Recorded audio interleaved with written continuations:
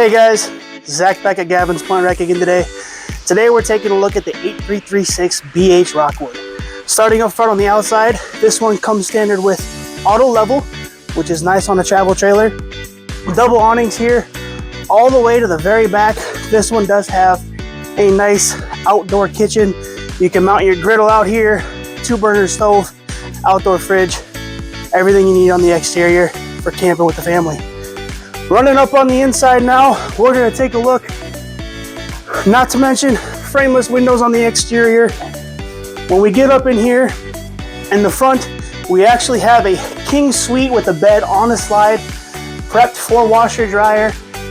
Passing the bathroom up there in the front, we got a hide-a-bed, U-shaped dinette for the whole family, double opening fridge, either side, left or right, nice center island, and in the very rear, big bunkhouse, hide-a-bed, entertainment stand, 2 bunks up top.